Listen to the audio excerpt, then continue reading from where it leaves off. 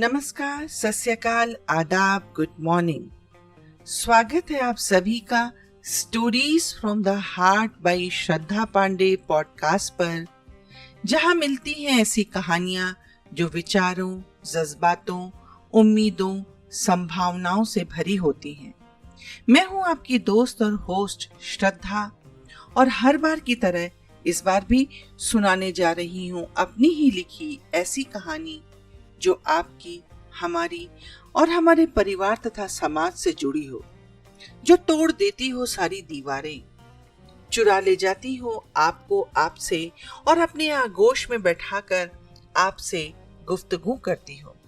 तो आइए उठाते हैं पर्दा अपनी नई कहानी से और सुनते हैं कहानी संख्या 20। कहानी का नाम मजदूरी बनाम मजबूरी।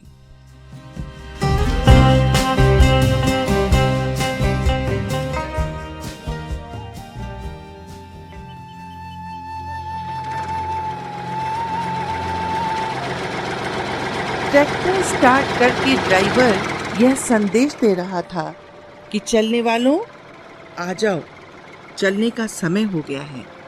जितना देर से चलोगे उतने ही देर से शहर पहुंचोगे, फिर रात हो जाने पर बड़ी मुश्किलें बढ़ जाएंगी। सभी अपनी अपनी पोटली या लोहे का बक्सा लेकर आकर ट्रैक्टर पर बैठने लग गए। हर जाने वाले की आंख में भविष्य के सुंदर सपने थे, तो कहीं न कहीं घर आंगन छूटने की कसक भी थी। ट्रैक्टर खचाखच भरा था। जिसे जिसके साथ जाना था वे अपने उन्हीं भाई बंधुओं के साथ आकर बैठ गए। धीरे धीरे ट्रैक्टर ने रेंगना शुरू किया, फिर एक बराबर लय ताल के साथ चलना शुरू कर दिया। महेश जब घर से चला था तो अम्मा ने हाथ पकड़ लिया था और मुंह छिपाकर रोने लगी। बाबू ने कहा था, बावली हो गई हो क्या? अरे बेटे को जाने दो, कमाने ही तो जा रहा है। कमा कर पैसा लाएगा तो घर की छत ठीक करवा लेंगे, और जो बगल वाले घर की दीवार गिर गई है उसकी भी मरम्मत करवा लेंगे। अच्छा, घर बाद में तुम ठीक करवाना, पहले हम तुम्हारा इलाज करवाएंगे। माँ पिता को आपस में बहस करते देख वह चुपके से घर में चला गया। जहाँ खिड़की से सटी निर्मला उस रास्ते को निहार रही थी जिस रास्ते से वह जाने वाला था। एक बार दोबारा निर्मला को देख लेने की लालच को वह छोड़ नहीं पाया। निर्मला को एक नजर फिर से देखकर उसे लगा जैसे कितनी बड़ी संपत्ति मिल गई। अचानक अम्मा बाबू की आवाज आनी बंद हो गई तो वह घबरा गया और घबराकर बाहर आ गया। वह जा रहा था। अम्मा बाहर खड़ी रो रही थी। उसे पता था कि निर्मला अभी भी खिड़की से सटी मुझे ही देख रही होगी। पीछे मुड़कर देखा तो वह दिखी नहीं, पर यह सोचकर महेश ने संतोष कर लिया कि उसने तो देख ही लिया होगा। वह सोचते हुए चला जा रहा था कि अम्मा बाबू को बताए बिना सबसे पहले मैं निर्मला के लिए एक पायल खरीदूंगा। जब लौटकर घर आकर उसके हाथ में पायल धरूंगा तो कितनी खुश हो जाएगी। शहर पहुंचते पहुंचते देर हो गई। सभी को एक हॉल में सोने के लिए कहकर एक बाबू साहब चले गए। न खाना न पीना। वह सोचने लगा, बाबू साहब को पता ही होगा कि घर से चलते समय हम सभी ने अपने लिए खाने पीने के लिए कुछ न कुछ रख ही लिया होगा। शायद यही सोचकर उन्होंने खाना नहीं पूछा होगा। सभी ने अपना अपना खाना खाया और कल के सपने में खोकर सो गए। दूसरे दिन वही बाबू साहब आए और जैसे भेड़ बकरियों को हाँका जाता है, सभी को एक साथ लेकर चल दिए। एक चौराहे पर पहुंचकर एक एक कप चाय और समोसा खिलाया। फिर मजदूरों के बाजार में बोली लगने लगी। ठेकेदार आते गए और अपनी अपनी जरूरत के हिसाब से मजदूरों को लेकर जाते रहे। क्या काम करना है, कितना पैसा मिलेगा, कुछ पता नहीं। पर यह विचार बड़ा सुखद था कि आज शाम को कुछ पैसे तो हाथ में होंगे। गांव से आए सभी लोग बिछड़ गए। महेश को बिल्डिंग बनाने वाले ठेकेदार ले गया। पूरे दिन बिना रुके वह जी तोड़ मेहनत करता रहा। खाने की छुट्टी के समय सभी मजदूर अपना अपना खाना लेकर बैठ गए तो वह चुपचाप पानी पीकर छांव में बैठा सुस्ताने लगा और ये सोचकर संतोष कर लिया कि अम्मा और निर्मला भी तो आए दिन उपवास रखते हैं, आज मेरा उपवास सही।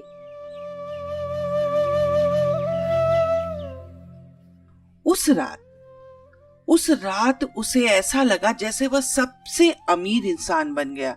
उसके पॉकेट में 600 रुपए जो थे, जिनसे कभी वह निर्मला की पायल खरीदता तो कभी अपने बाबू की खांसी का इलाज करवाता।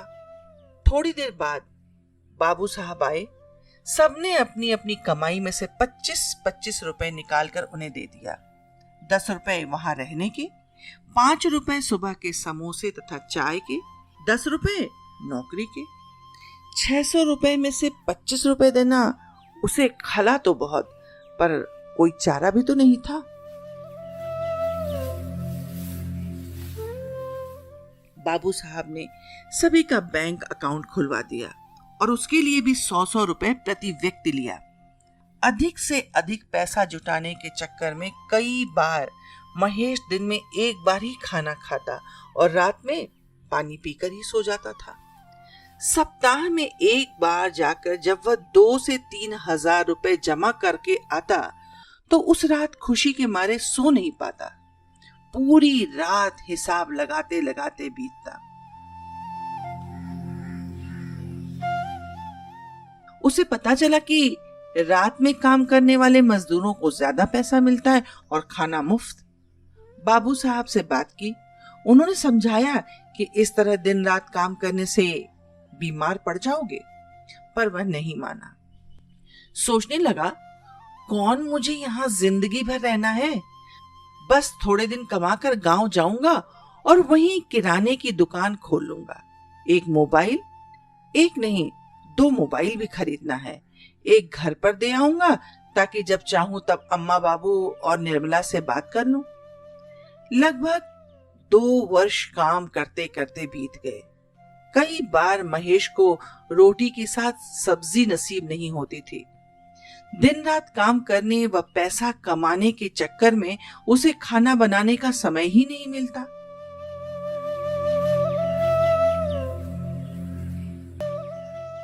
एक दिन सोचने लगा, गांव के गरीबी के दिन भी कितने मिठास से भरे थे। कई बार घर में इतना पैसा भी नहीं होता था कि बाबू सब्जी खरीद कर ला सकें। तब अम्मा घर के दरवाजे पर लगाए पेड़ से टमाटर तोड़कर, प्याज या लहसुन जो भी होता था उससे पीसकर कितनी चटकदार चटनी बनाकर दिया करती थी। जब वह बाबू के साथ खाना खाने बैठता था तो माँ पास में बैठकर पंखा झलती रहती थी। अभी वह ये सब कुछ सोच ही रहा था कि उसकी निगाह पास रखे पासबुक पर पड़ी। आज ही कुछ रुपए जमा कराकर आया था, बस फिर क्या था, सब कुछ भूलकर पैसों की दुनिया में खो गया। जब भी कोई गांव जाने वाला मिलता तो उसके हाथों थोड़े रुपए भिजवा देता था। शुरू शुरू में अम्मा बाबू पूछा करते थे, कब आएगा महेश? थोड़े दिनों बाद पूछना बंद कर दिया। इसके 2 कारण हो सकते हैं। एक तो उन्होंने सोचा होगा कि पूछने से फायदा क्या, जब आना होगा आ ही जाएगा। दूसरा, अच्छा ही है जब तक शहर में रहे पैसे ही कमाएगा।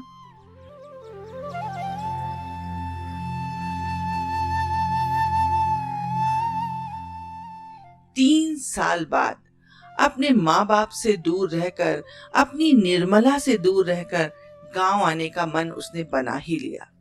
अब शुरू हो गई खरीदारी।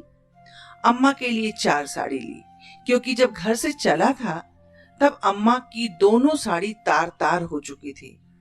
बाबू के लिए 2 जोड़ कपड़े खरीदे, पैरों के लिए चप्पल, बिछाने के लिए 2 चादर, 2 दरी, कुछ टॉनिक, अपने लिए कपड़ा, निर्मला के लिए साड़ी, पायल और 2 मोबाइल फोन। खरीदारी करते करते सारे पैसे पंख लगाकर हाथों से उड़ते जा रहे थे। घर पहुंचने पर उसका ऐसे स्वागत हुआ मानो जंग जीत कर आया हो। हाँ, जंग ही तो वो लड़ रहा था। गरीबी किसी जंग से कम नहीं होती। सामान पाकर अम्मा तो मानो निहाल हो गई। बाबू ने भी बरसों बाद नया कपड़ा शरीर पर डाला था, वरना लोगों के दिए पुराने कपड़े से ही जीवन बीतता जा रहा था। निर्मला जब पायल पहनकर छमकाती हुई गर्व से कमरे तथा घर से निकली तो और औरतों के दिल पर सांप लौटने लगा। और अम्मा बोली तो कुछ नहीं, पर सारी खरीदारी में एक पायल ही उन्हें फिजूल खर्ची लगी। महेश घर वालों की खुशी में अपने सारे कष्ट भूल गया। दोनों जून रोटी सब्जी बनने लगी। बाबू ने अम्मा को हिदायत दे दी थी कि जब तक महेश घर पर है, घर में अच्छा खाना ही बनेगा। जब तक मतलब मैं तो अब जाना ही नहीं चाहता, महेश सोचने लगा। थोड़े ही दिनों में जेब के पैसे खत्म हो गए। बाबू कहते तो कुछ नहीं थे, पर आंखों ही आंखों में टटोलते रहते थे कि कब जाओगे। अम्मा बातों ही बातों में कह देती थी, बेटा जब इस बार आना तो घर की मरम्मत जरूर करवा देना। मतलब साफ था कि जाना जरूरी था। एक दिन निर्मला ने भी बातों ही बातों में कह दिया, सुनिए, थोड़ा रुपया हमने बचाया है, थोड़ा आप बचा लीजिएगा। इस बार कानों के लिए सोने की बाली बनवाऊंगी। महेश को सब कुछ साफ साफ नजर आने लगा था। घर की जरूरतें उसे चीख चीख कर बता रही थी कि मजदूरी ही उसकी नियति बन चुकी है। काम करने से वह अभी भी नहीं घबराता था, पर शहर, अपने घर वालों से दूर जाकर अकेले जीवन बिताना कितना कठिन होता है, ये शायद वह न घर वालों को समझा पा रहा था, न ही घर वाले समझने के लिए तैयार थे। उसे पता चल गया था कि कोई कुछ कहे या न कहे, पर सब चाहते यही हैं कि मैं वापस चला जाऊं। जल्दी ही शहर जाने का इंतजाम करके वह चल पड़ा। उस राह पर जहां न जाना चाहते हुए भी जाना उसकी बेबसी बन गई थी। जब इस बार घर से चला तो अम्मा रोने की जगह खुश थी। बाबू गर्व से कंधे पर हाथ रखकर बोले, बेटा अपना ख्याल रखना। निर्मला भी खिड़की से सटकर पर्दे के पीछे आंखों में आंसू भरकर देखने की जगह अपने सोने की बाली के सपने सजाती हुई काम में व्यस्त रही। वह ट्रैक्टर पर बैठ गया। घर पीछे छूटा, गांव और फिर गांव की सीमा। महेश चुपचाप मजदूरी को अपनी नियति मानकर चला जा रहा था। धन्यवाद।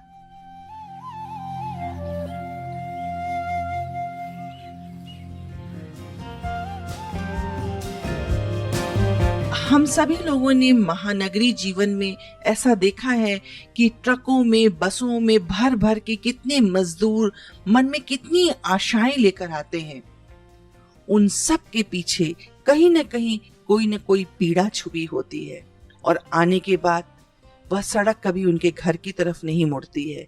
वे यहीं के हो जाते हैं और मजदूरी ही उनकी नियति बन जाती है।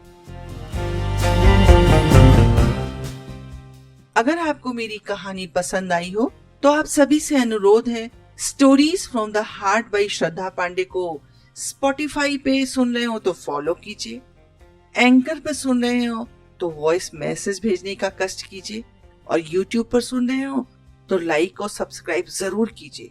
और हाँ, अपने मित्रों के साथ साझा करना ना भूलिएगा, तथा अपने विचार shraddha.pdy@gmail.com पर भेजने की कृपा कीजिएगा।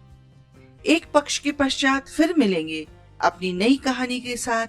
मैं श्रद्धा आपकी प्रतिक्रिया की प्रतीक्षा में।